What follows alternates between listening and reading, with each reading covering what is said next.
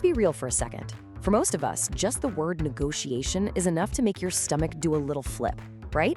Whether you're trying to buy a car, ask for a raise, or heck, just get your kids to clean their room, it can feel like you're walking into a fight you're probably gonna lose. But what if? What if you could walk into any of those situations feeling not dread, but totally calm and confident because you have a plan? So, let's kick this off with a story. The author of the book we're looking at, a guy who does this for a living, tells this story about a huge negotiation he had. He walked in just full of confidence, thinking he could just charm his way through it. He didn't do any real prep, and, well, you can see how that went. It was a complete disaster. He got played, he was embarrassed, and it actually soured that business relationship for years to come. I mean, that feeling of being completely outmaneuvered, of walking away knowing you left money or just a huge opportunity sitting right there on the table, we've all been there. It is that sinking feeling in your gut that just screams, there has to be a better way. And the good news is, there is. Okay, so here's our game plan. First, we're gonna pinpoint the biggest mistake amateurs make. Then, we'll figure out what kind of game you're actually playing. After that, I'm gonna show you this incredibly powerful tool, a negotiation map. Then, we'll get into reading the other person, and finally, we'll wrap it all up with a real secret weapon, preparation. All right, first things first, let's talk about the #1 reason negotiations go sideways before they even start. And that is relying on your personality instead of a process. The author has a great term for this. He calls it the bias and self-assessment. And it's such a common trap. We think, hey, I'm a smart person, I'm good with people, I can just wing it. But look at the difference here. That misguided confidence on the left, it's a direct path to getting outplayed. Because you can bet the professional on the other side is not winging it. The real control, the actual power, comes from that informed preparation on the right. So how do we actually make that leap from amateur to pro? Well, it all starts with asking one single fundamental question, a question most of us never even think to ask before we jump in. And this lays it out perfectly. There are really only 2 games you can be playing. Are you value claiming or are you value creating? Value claiming is basically a fight over a fixed pie. Think about a lawyer negotiating a settlement. Every single dollar they get for their client is a dollar the other side loses. It's win-lose. But so many other negotiations are about value creating. This is where you actually work together to make the whole pie bigger for everybody. Like a parent and a kid figuring out chores and allowance, the goal isn't for one person to win. It's to find a system that makes life better for both of you. And here's why this is so critical. You absolutely have to decide which game you're in before you make a single move.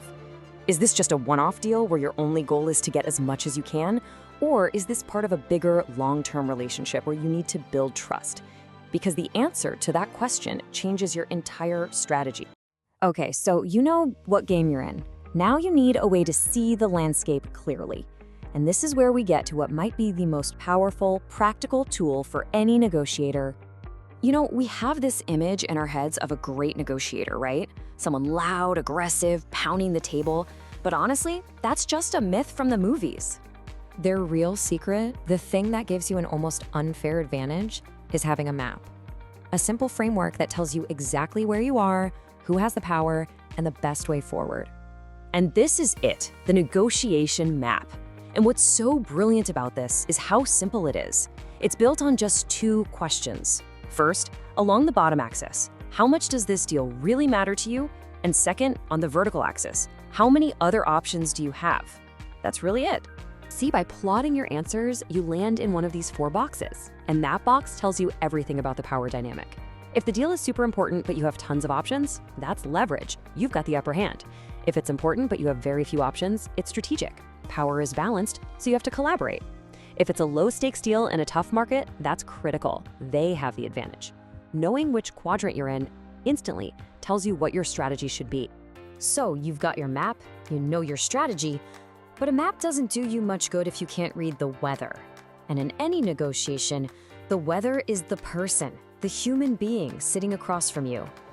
I love this analogy from the book. It calls culture the software of the mind. And it's so true. Are you dealing with someone from an individualistic culture where it's all about I, personal wins, and getting results? Or are you with someone from a collective culture where we, the group, and maintaining harmony are what really matter? Understanding this can be a massive, massive advantage because it tells you what actually motivates them. Now, beyond just culture, you have to be able to spot the actual tactics people use. Let's run through a few quick ones. First up, the Columbo tactic. You know from the old TV show. You play a little dumb, act confused, ask simple questions. Oh, just one more thing.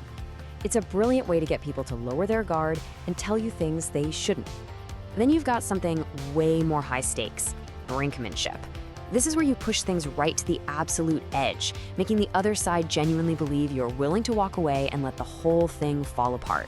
It's super risky, but if it works, it's incredibly powerful. And of course, there's the old classic good cop/bad cop. One person on their team is totally aggressive and unreasonable, and then their partner swoops in, seeming all friendly and helpful, offering you a reasonable compromise. Recognizing these plays isn't about being paranoid, it's about not getting manipulated. All right, let's bring it all together. We've talked about the amateur's biggest mistake, and we've walked through the pro's toolkit. So let's lock in the one thing that really separates the two. You know, it really all boils down to this. True power in a negotiation doesn't come from being the loudest person in the room. It doesn't come from your job title. It comes from knowledge. It comes from doing your homework when you know the other person probably didn't. So here it is, your new playbook.